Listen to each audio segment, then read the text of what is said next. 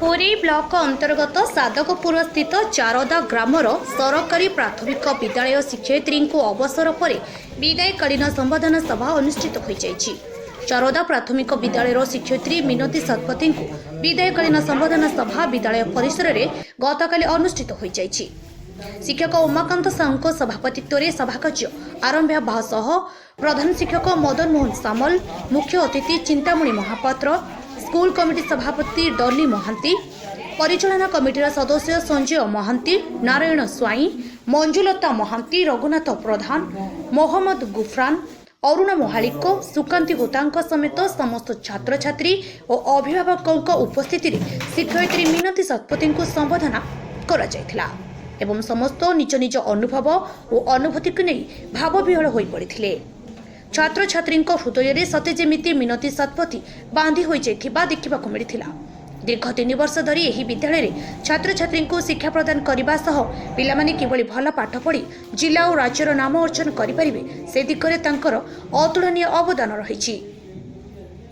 भल पाठ पढ़ी भल मनीष परी मनीषटीए हेबाकू से पिलामानकू अनुरोध करने सह तांकर भविष्य उज्जवल हेउ बोली कामना करथिले। कोरेरू संजय नायकों सह राजेश को रिपोर्ट संस्कार न्यूज ओडिया।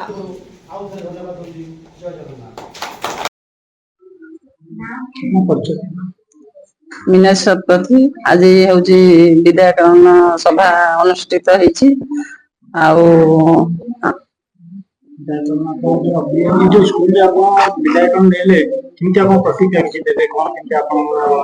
दिन बितिला कोन किंती छुआंकर प्रति कोन सिना सुधा हमर एठी मुथिली अस्टान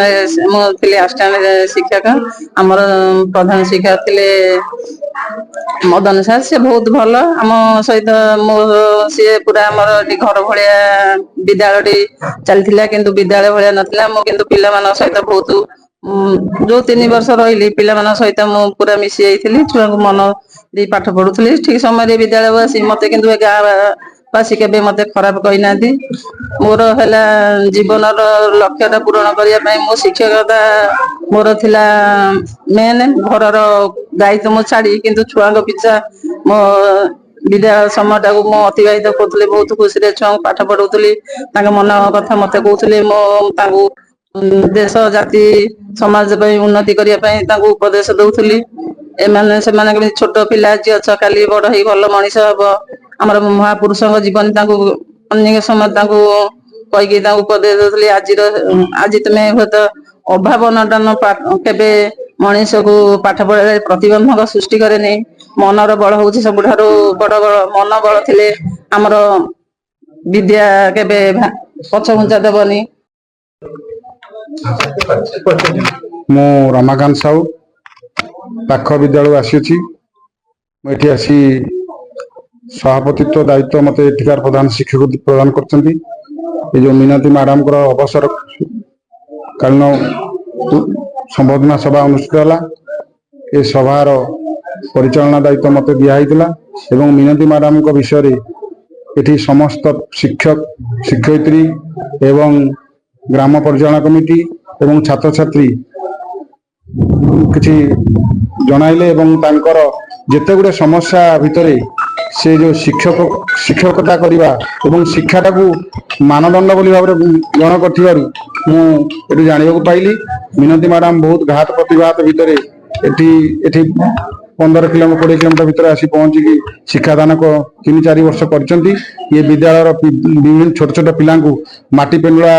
पिला को माटीर आकृति देइचंदी मूर्तिर आकृति देइचंदी सेति मु अशेष धन्यवाद जनाऊँ। मो नाम मदन मोहन सामल चारदा सरकारी प्राथमिक विद्यालय प्रधान शिक्षक। आज विदायकालीन संबोधन सभा विषय कोन सूचना आज जो अवसरकालीन संबर्धना होती मिनती शतपथी जी कि थे आम बहुत बढ़िया शिक्षयित्री सबुदिन क्लास आसती प्रत्येक दिन पिला बहुत भल पाठ पढ़ाती समस्त मिलापी सम्मान स्नेही